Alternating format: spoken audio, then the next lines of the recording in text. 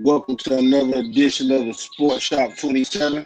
I'm your host, Jermaine Colter, and to my right, Kevin Johnson. And today's special guest, we have former Clemson and South That's right. Carolina State, all MEAC and conference champion, Ryan Hemby.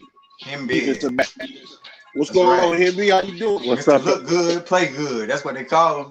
The technician. That's right. That's right, man. How you doing, big guy? If Hembo. You hear us?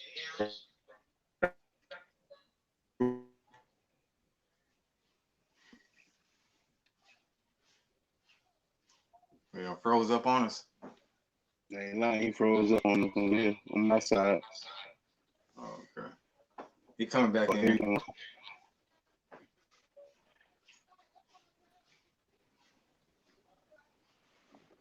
There you go. there you go. Can you hear us?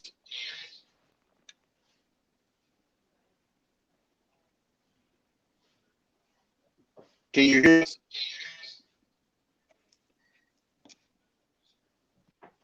Come on in, Hembo. Talk to us, man. Come talk to us. I didn't lose y'all, did I? Yeah, there you go. We back. We back. So technical Yeah. difficulty. Doing well though. Appreciate y'all having me on the show. Hey, no problem, man. I'm glad the spaceship just landed. So just let everybody know where you're from and a little bit about yourself, man. For the people that don't know you. Oh man, from Orangeburg, South Carolina, the Bird. That's right. Yeah. Representing from out that way. You know what it is. Just glad to be here today. The Orangeburg community is a great community, man. It kind of set us up for success. So just gonna kind of talk about that a little bit in detail. That's what's up. Okay, that's Hey, what's up, man. I got a question, man. Hey, how was it growing up in a football home, man? You know, your dad playing for a spit. Well, did he get? I don't know if he got an opportunity or not, but I know Troy played for Pittsburgh, right? Pittsburgh Steelers. Absolutely. That's right. And your brother played for State State. South Carolina State. Yep. That's Growing right. up That's in a right. football home was truly a blessing. My father was a maniac around football. I can remember starting Pop Warner football in the third grade. Wow. And the biggest thing about that was my dad just wanted us to all go out there and have fun, but to make sure that we played hard and that we were good.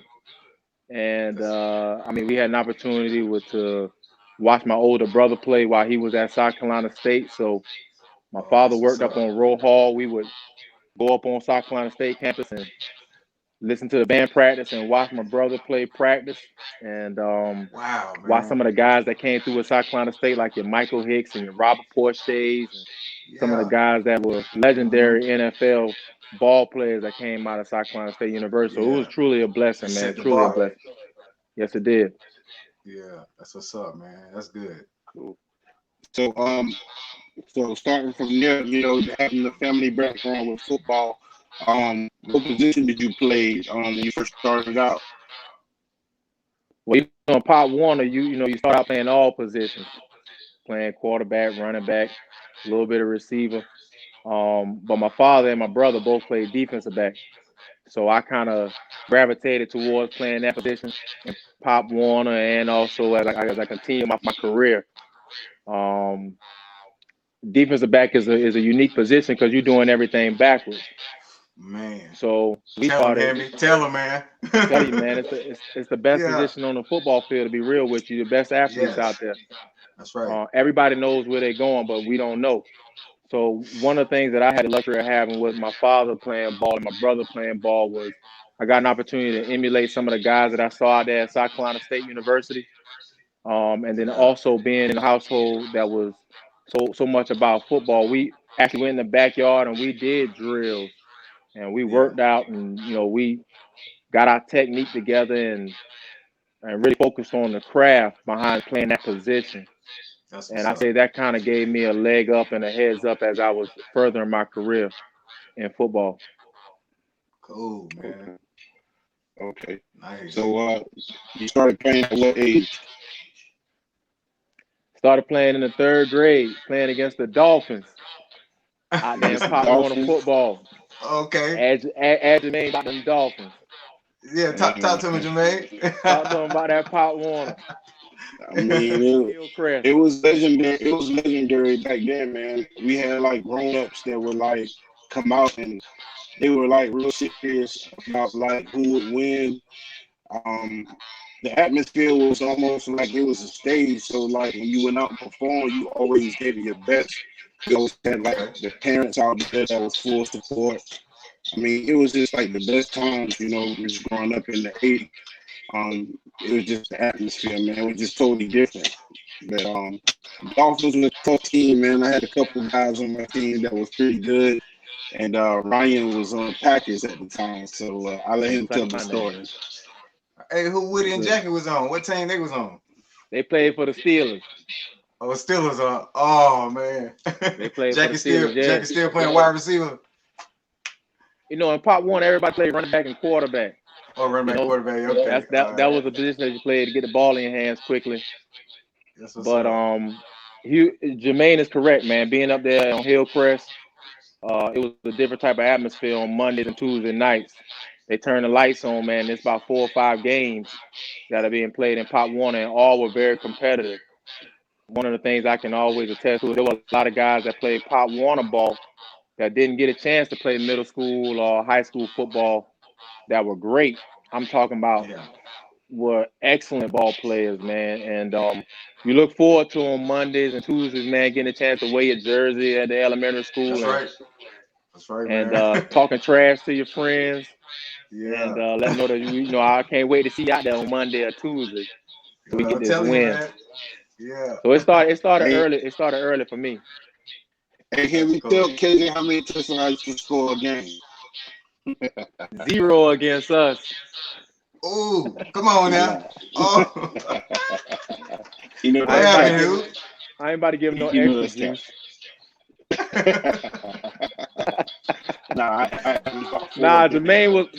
Jermaine was a tough little running back, man, in Pop Warner, man. He was like like a little Jerome Bettis, man. Oh, okay then. Yeah, all right. But we had a lot of guys that were super tough, man.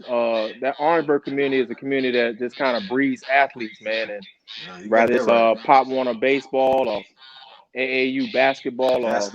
Yeah. I mean, Jermaine can tell you a lot of guys played baseball. We just had a bed of, guys had to be good down there. And if you weren't talented or you weren't trying to put yourself towards something, a lot of times you got jive. Man. Yeah, man. Hold on now. You couldn't go out and play kickball and couldn't kick the ball. Like exactly, yo. You're gonna get jive. Yeah, you better be good at athletics, man, or it's gonna be tough for you.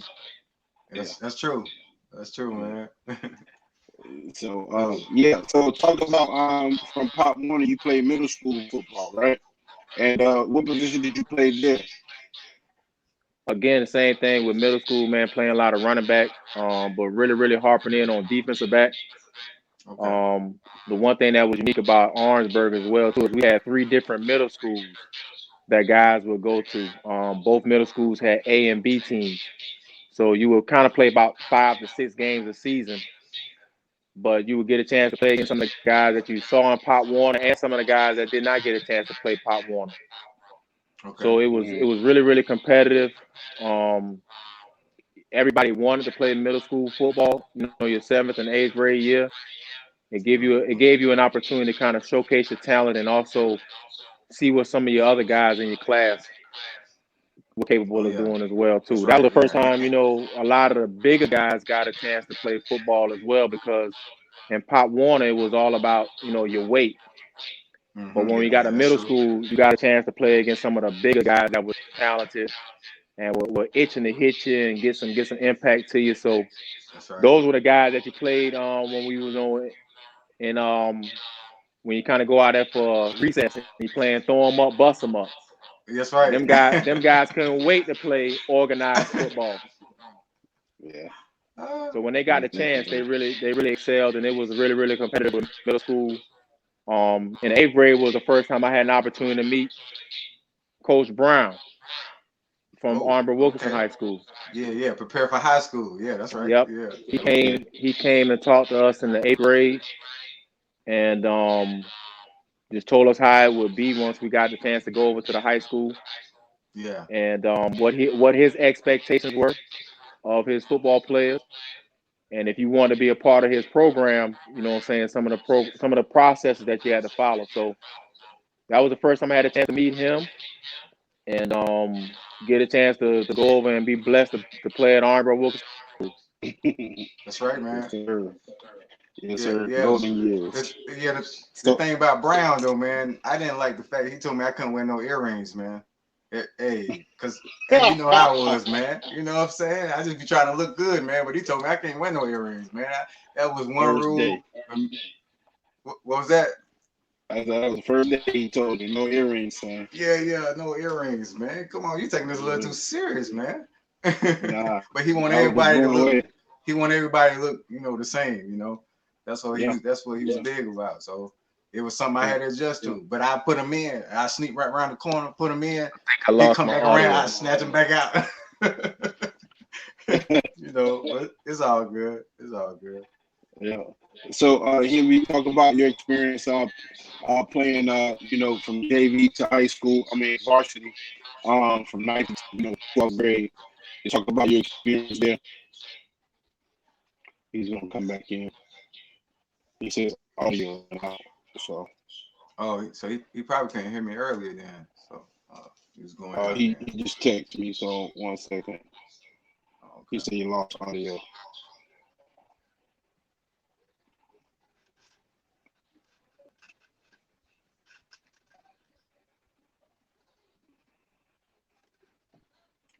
He said he's back.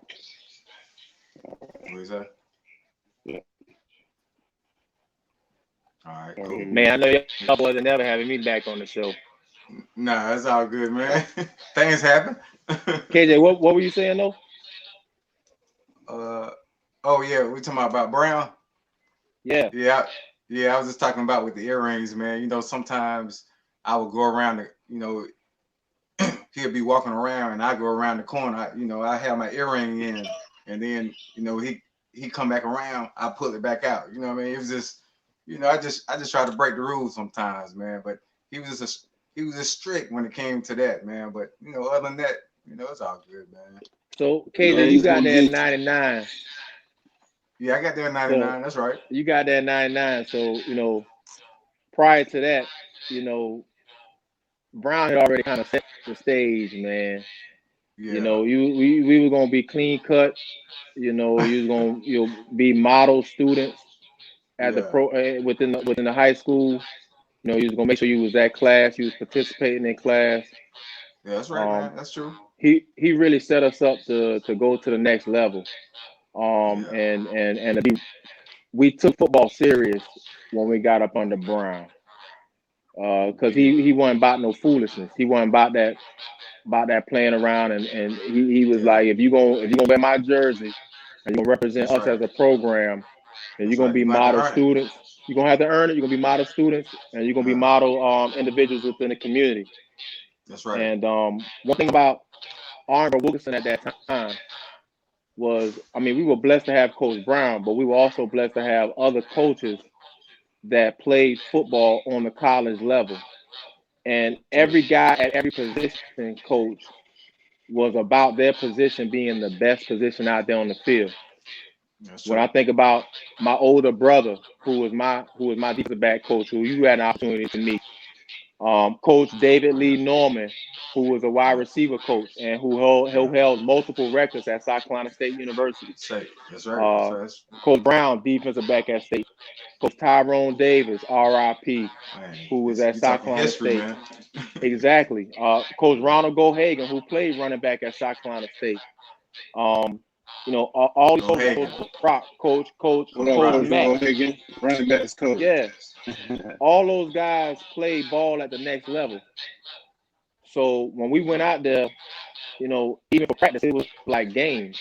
we That's true. competed to the top level. Even Everybody on wanted to be 7-on-7 technically too. sound. Hey, KJ, you remember 7-on-7 was like we took that more serious than games. I'm telling you, man. Sometimes, Boy. you know what I'm saying? Because it was Yeah. just that competitive. And when everybody got OW, you want to play a skill position. You want to play receiver, defensive back, running back. But what people don't understand is we've had guys that have gone to the NFL that have played defensive line and offensive line. We had linebackers who went off to college, just as many as we had with defensive back and wide receivers and running backs at the skill position. So we were very competitive. We were very skilled. And Coach Brown added a different type of discipline that we all needed at that time in Orangeburg to help us excel and help us continue to move forward and continue our goals and dream to play next level. Exactly. You're exactly right. So when KJ came in '99, he came with a manila folder and earrings like he was Tupac and said, "Hey, these are my letters. What position can I play?" Did. All my letters, man. They go all my letters. What position can I play? He came to W like he was OYF from the program. I don't know. But Coach Brown had a different type of program, had a different type of mindset, and it worked out. Shoot, you look at behind KJ with that jersey up there at Clemson. It worked out. Sure. It sure did, man. Hey, thank you, Coach Brown. Appreciate it, man. Yes, sir. Much thanks I say everything that I have, I say first off, to God be the glory. But I have to credit everything to the great coaches that we had that paved the way so that we could continue to follow our goals and follow our dreams. Yeah, that's right, man. Coach Stockstill. Rick Stockstill was another one of them, absolutely. Yeah. So what age did you know that you fell in love with the position cornerback? I was playing running back and quarterback also. Oh man, probably in the 8th grade. You know what I'm saying? Jermaine, when we grew up in Orangeburg, we only saw about a couple teams play on Sundays. That was the Atlanta Falcons, Miami Dolphins, probably saw the Cowboys, probably saw the Steelers. So when we get a chance to watch the Atlanta Falcons, we watch the prime time. And let me tell you, man, Deion Sanders, the real deal, man. He the GOAT. And real deal. That's the GOAT. I had a chance. For sure. Yes, sir. I had a chance to see Deion like dancing in the end zone and getting interceptions and really showing out at the position. And I wanted to emulate that. I wanted to do just that. Yeah. And by the 9th grade, it solidified when I had a chance to see Charles Woodson play at the University of Michigan, and him win the Heisman Trophy. And he was my favorite defensive back to watch. And just watching every game that he played. He played tough, man. Mm-hmm. And so watching him play, I said, well, I know I wanted to play defensive back.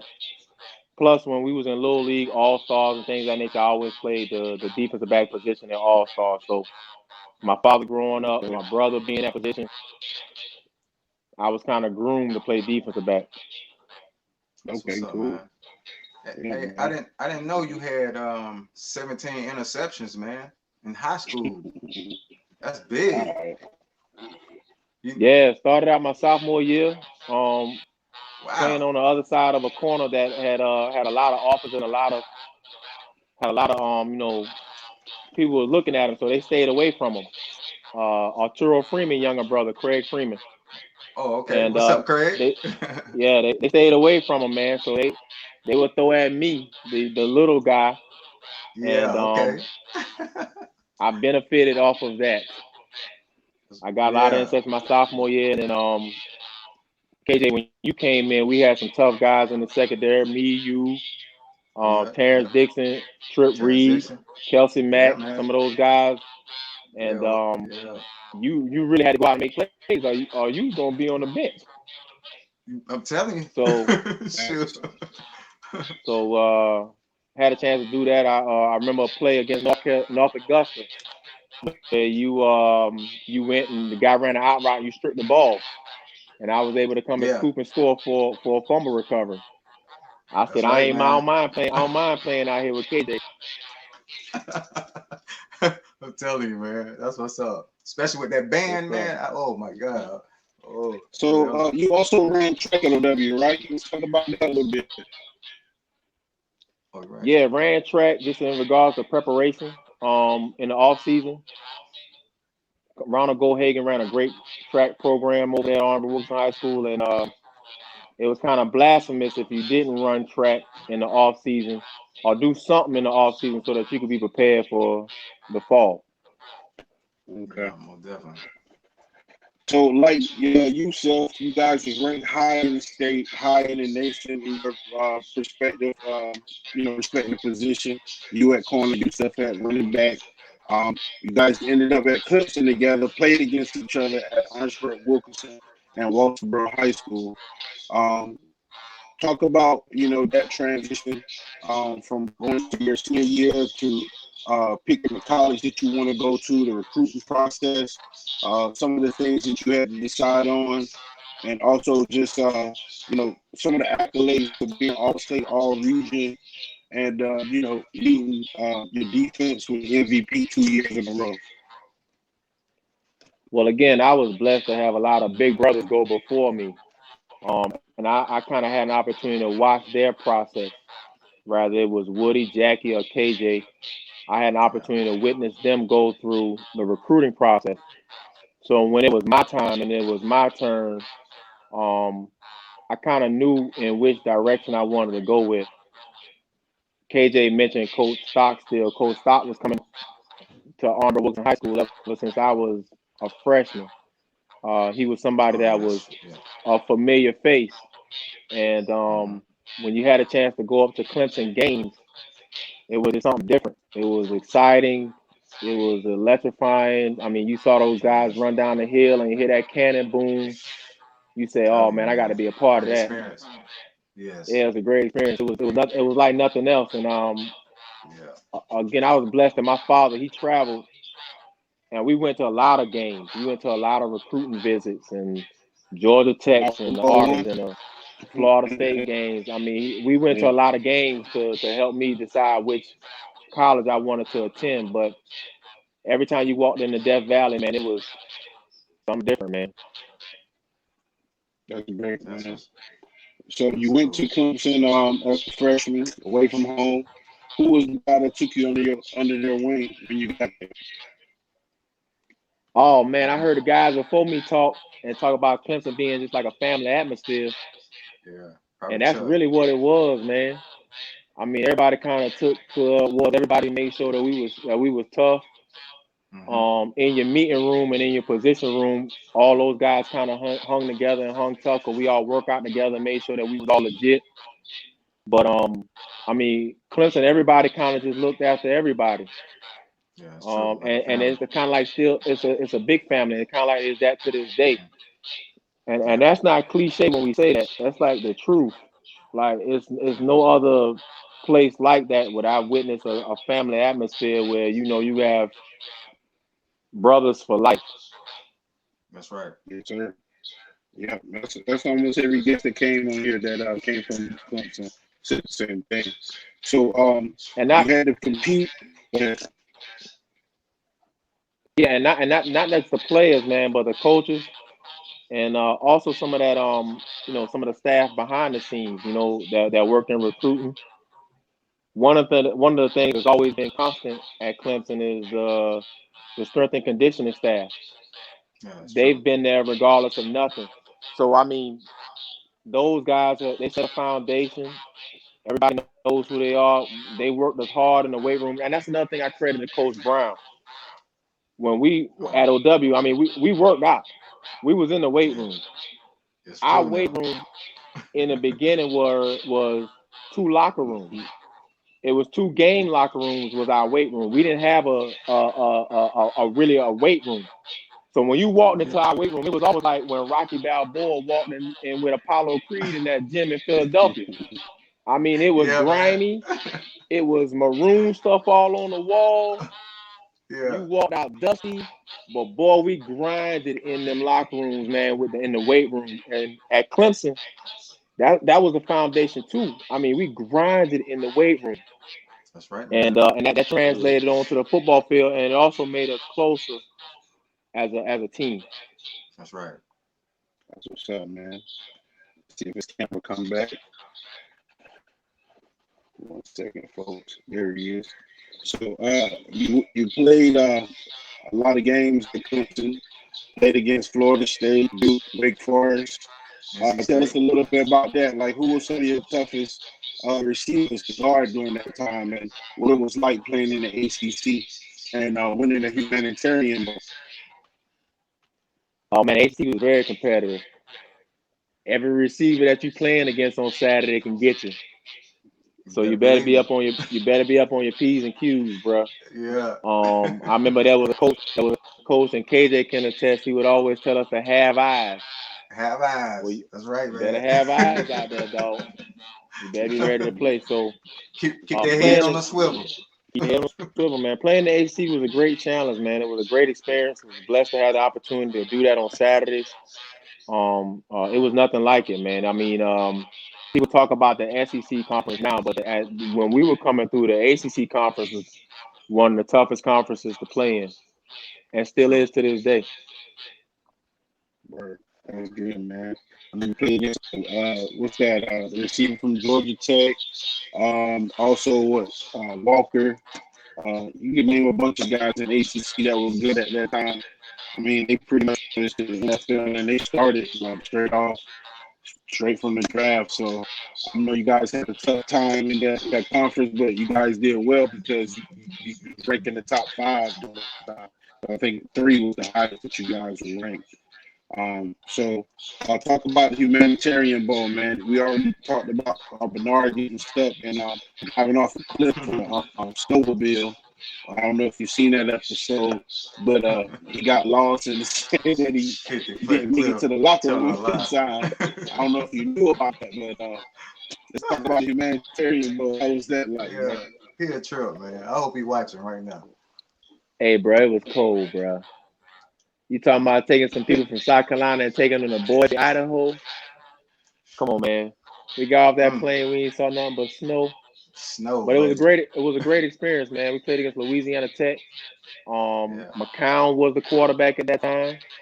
Who was a tough quarterback, and they were a tough team. And anytime you got a chance to go to a bowl game, it was a great experience, no matter where you went. Whether it was the Gator Bowl, Humanitarian Bowl, or the Tangerine Bowl, to get a chance to play postseason football was good for us at that time. People take lightly the bowls now because you have the championship series, but going to those bowl games was colossal. A lot of times people provided their families with Christmas gifts because they had an opportunity to go to a bowl game. You got a chance to travel. You got a chance to experience different things, and so it was a great experience getting the opportunity to play in any bowl game that we had a chance to go to because, again, it was postseason football. Yeah, exactly. So you had an interception against Phillip Rivers. He just retired this year. Talk about that. Let's talk about that a little bit. Nice pick, Hembo. That was nice, man. That's how you go up at the highest point. Hey, and tips and overthrows. Gotta get those as a defense back. That adds to the stats. I want you to hold that thought. Before you explain that,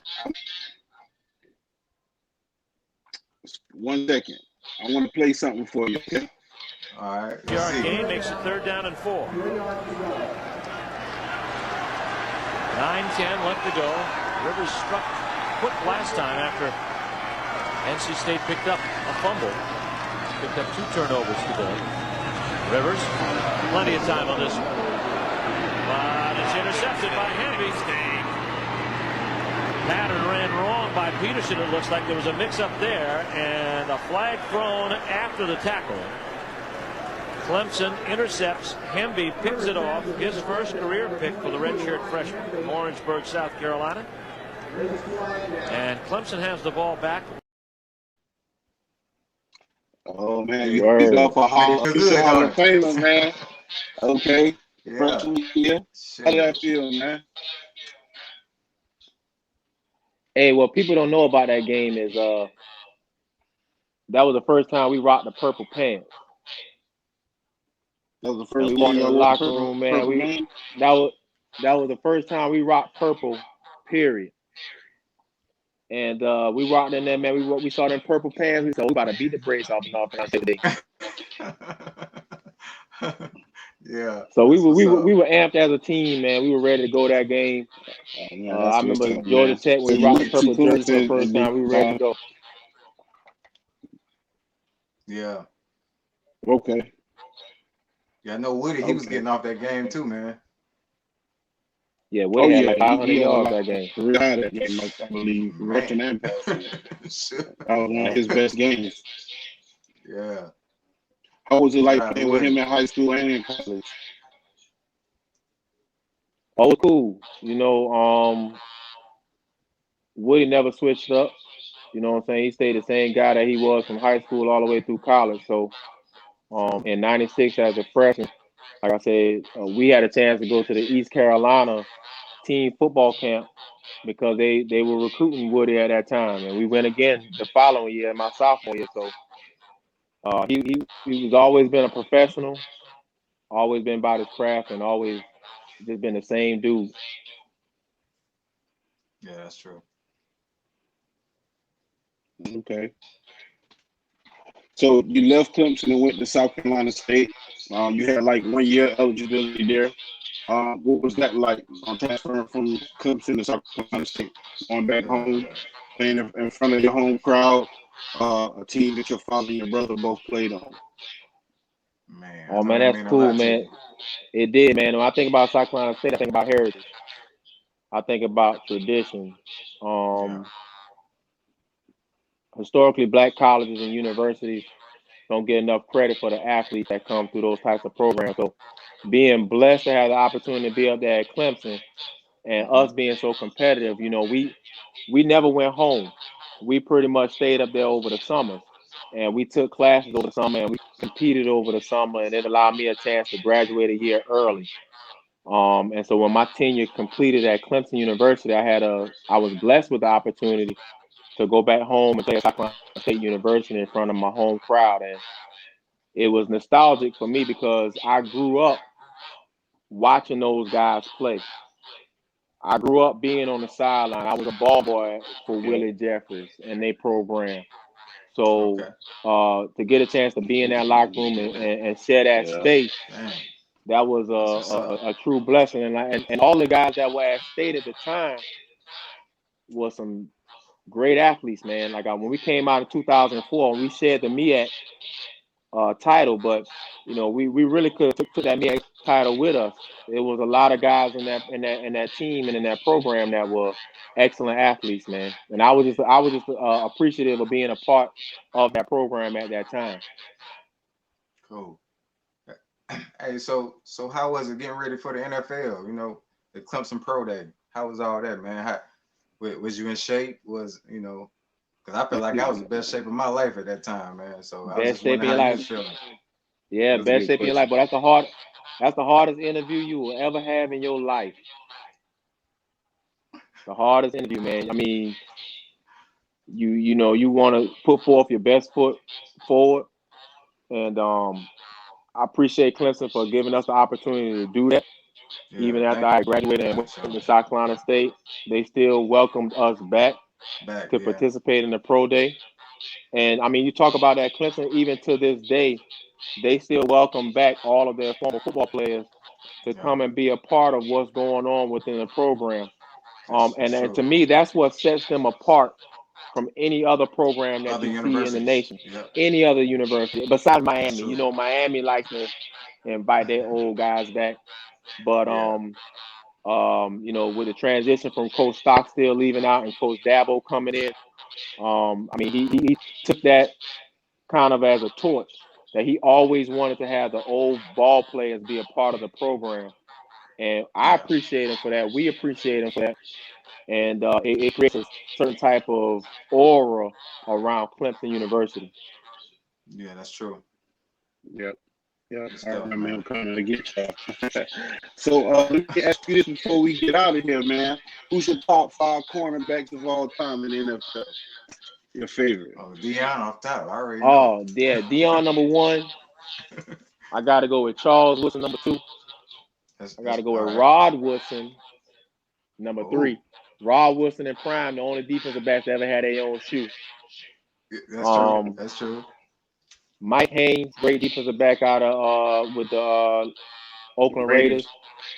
Yeah. And then number 5 is questionable. And I'm gonna probably go with Aeneas Williams, because Aeneas Williams was a short corner, came out of Southern University, played for Arizona Cardinals, but is a Hall of Famer and was tough. I mean, you're not gonna beat Aeneas Williams 1-on-1 or even in the zone coverage. So That's he right, really, man. to me, he epitomized what the short corner and the short defensive back could do in the NFL. Man. What's your favorite coverage to play in? Oh man, so I got to give my brother a shout out right here. My brother taught us how to play a disco coverage. It's like showing one thing and playing another. So no matter what coverage, I enjoy playing because I knew I could disco. I could show one thing. I can show if I'm playing cover 3, but still play cover 2. I can show I'm playing cover 2 and still play cover 3.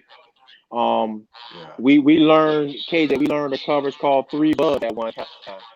We were showing tight man and we bail out at the last minute playing cover 3. 3 robber was easy. You get interceptions galore from 3 robbers. So there's a lot of coverages out there, man. I'll tell you what, playing defensive back, you just got to be appreciative of being out there on that island and being ready for action. And any defensive back got to be ready for action, dog, at all times. That's right. So let me ask you this. Let me ask you this. 40 times. Race head. Who the fastest, KJ or Ryan? What's that again? I'm gonna beat KJ. Talk up a little louder. I'm gonna beat KJ. Hit the head. Who the fastest, KJ or Ryan? God, man, there you go, man. I don't know. Because hey, Hemby can run, man. I'm not gonna take that from him now.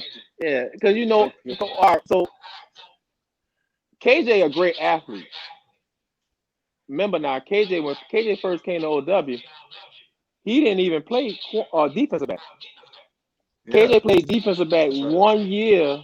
1 year, man. And went to Clemson. Talk about it. Come on now. Come on, man. Tell him now. KJ was a great athlete. The running back, the play receiver, but safety.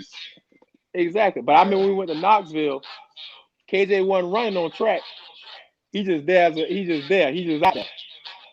So, but we took track a lot more serious because we were there our freshman and sophomore year, and I think that attributed to my speed. And was D'Angelo. D, what's up, man? he said KJ ran a 4.45. Nah, he wrong, man. It was a 4.41. There you go. It was a 4.41, man. You know, come on, D. Hemby, what's your 40 time? Huh?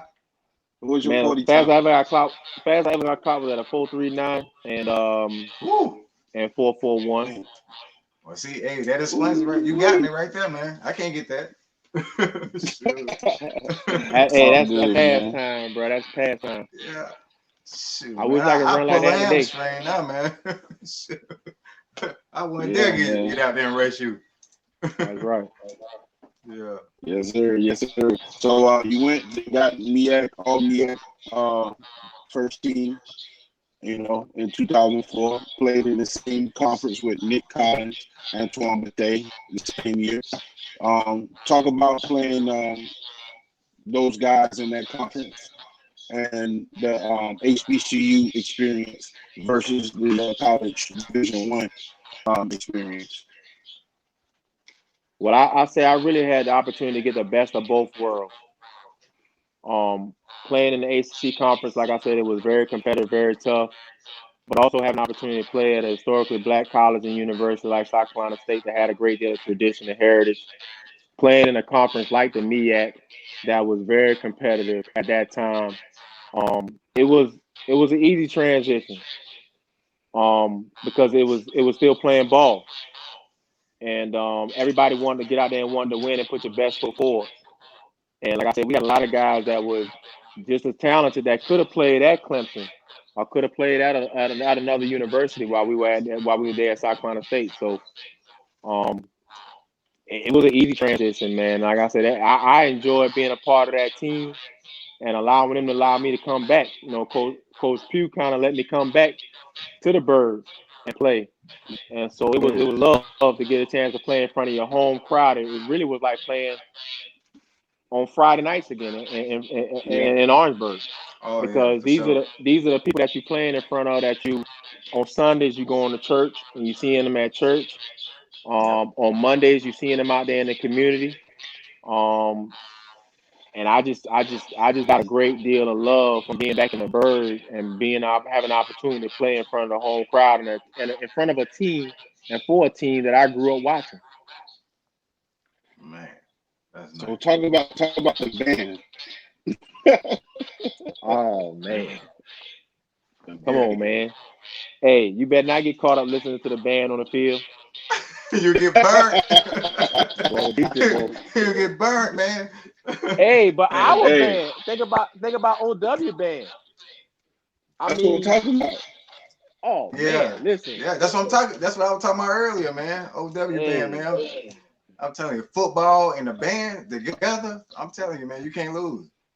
Hey, dog. So give me 5 albums you go to before pregame. 5 who? 5 albums that you'll listen to before pregame. Oh, 5 albums before pregame. Well, coming from the Bird, you gotta listen to Pastor Troy, because that's from the Bird. He was right for sure. the game. But in preparation going to the games, maybe on the bus, you know, we listen to Outkast, Aquemini, you listen to Jay-Z, any of that Blueprint, Goody Mob back in the day, coming up from the Bird. Might throw on a little Trick Daddy, might throw on some T.I. You know what I'm saying? So, you know, them boys kind of set up the soundtrack, you know what I'm saying, at the time when we was coming through the Bird. And we was playing up there at Clemson, man, shoot, we listening to, I might be showing my true colors, but we listen to Project Pat, Pastor Troy. Oh, take it back, man. You got to go back to the skybox. We got to go back to the skybox. So, come on, baby. You know how it was. Yes, somebody need to comment now, man. Come on, y'all don't know what the skybox is? Come on, let me see it go across the stream. We listening to whatever gonna get the fight started. Yeah. Wow. Hey, I tell you what, the one back in Orangeburg, man, tear the club up. Oh my God, man. That's that 3-6. Yes, sir. Oh shoot, man. I mean, we had to get low one night, then we in the club, man. Tear the club up. Yes, we did. Yes, we did. You got me out of there, man. I appreciate that. Thank you, man. That's it was one way in, one way out, too. That's for a whole nother podcast, my boy. Yeah, it's a whole nother one. That's a whole nother podcast. Growing up in Orangeburg, man, it really equipped us to be able to grow up and live anywhere in the nation. That's right. I rep for my city, man. I truly tell you that growing up in Orangeburg, man, it really paved the way for who you could be in life. It made you tough. Because I mean, when you got out the car going into the school, you could get jived all the way to wherever you was going to your class. You better believe it. So you better have your stuff together. You better have your stuff together, man. So it's not like nothing else, man. Growing up in Orangeburg and being a chance to experience the things that we had a chance to experience growing up, and I think it truly made us better men and also better fathers and better husbands to our family. Oh, yeah. So look at you, Uses. You see, Uses, what's up, man? What's going on, bro? Hugo, you already know. Yes, hey, sir. Hugo brother was real, boy. Oh yeah, he wrong. Yes, sir, boy. Ron taught us about the click clack. Yes, sir. Ain't nothing wrong with a little I don't want that click clack, man. Hey, he wrong to lay you out, boy. Yes, sir. How much he weighed? Who? Erone? Yeah. Oh, 170. yeah, he was never big in stature, but was very tough, man. Later Wood, man. Very strong. Later bro. Wood, bro. Very strong. Yeah. I mean, we had a lot of great defensive backs, a lot of great guys that came out of OW that did not get a chance to play at the next level. But I mean, I think that the defense that we had, KJ, your senior year, I mean, that defense only gave up like 14 points a game. And we had some tough guys on that defense. And you think about it, I want to say about 10 guys off of that defense went to play football on the next level. Next level, yep. Wow. You went to Clemson. Yep. I went to Clemson. Derek Butler went to Georgia. I mean, the University of Georgia Southern. Yeah, Corey Keto Haynes. went to Furman. Corey Haynes. Yeah. Alex Barron. Jonas C. Wright. Yeah, keep going, man. Hammer went to Johnson C. Smith. Yeah, Hammer. What's up, Hammer? Haji, Sean P. off the D line. Yeah, and not to mention some great linebackers like T. Hug, Wildman, and Shug. Yeah. Them boys was solid, man. KK, Trent Reed. Oh man, we had a tough little squad, man, when we was out OW, man. I'm trying to tell you. Yeah. And until we got up there to Spartanburg, man, they put it on us. Good Lord. And they were a tough team too, if I'm not mistaken. Them boys went to the state championship that year. Oh yeah. So they were a tough team, but we went up there and we competed with them. No, we smacked them in the mouth now. Yeah. We didn't lay down. That was a good thing, bro. Yeah. So let the people know what you got going on now, Hemby. Oh, now, man, I'm a business solutions director with Miller's Technical College. Yeah. I help connect our employer partners with a team to the college. Rather it's setting up apprenticeships, internships, or recruiting students to go into their workforce, or even current workforce development with their current staff through continuing education. I get a lot of pride from doing that. And I'm also an independent insurance broker, so helping my clients just find affordable health, life, and accident insurance that financially secure them in the event of any type of loss. That's right. Cool, man. Where can people find you at on social media if they want to contact you? Yeah.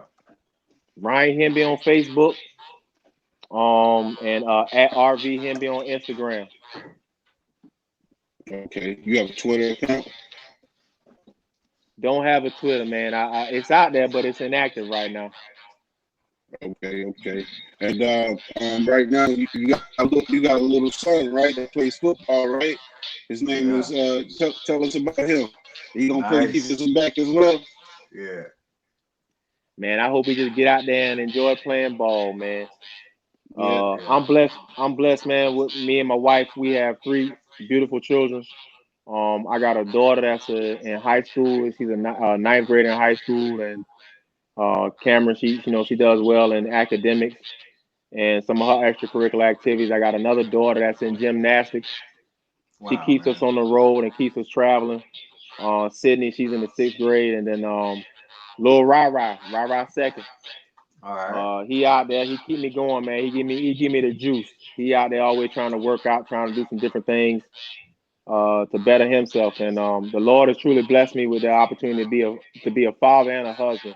That's right. And out of all of the things that I mentioned as far as what I do in my employment, I take a true passion around being a father and a husband. That's what's up, man. Proud of you and your wife, man. Y'all doing a good job, man. Keep it up. Yeah. Yes, sir. Well, I appreciate it, man. I'm proud of y'all boys, man. Proud of what y'all got going on with this show, man. You know what I'm saying? Picking up and running with it. It's a good thing. I was just privileged to get a chance to get a call from you to say you wanted me to be on the show. Yeah, man. We've been trying for the longest, man. You got a busy schedule. Yeah, man. It's hard to reach Hemby, y'all. Yeah, man, I'm telling you. You know what I'm saying? But now we appreciate you coming on the show, man, and appreciate you sharing your blessings with us today. Let us know the ins and outs of keep us back.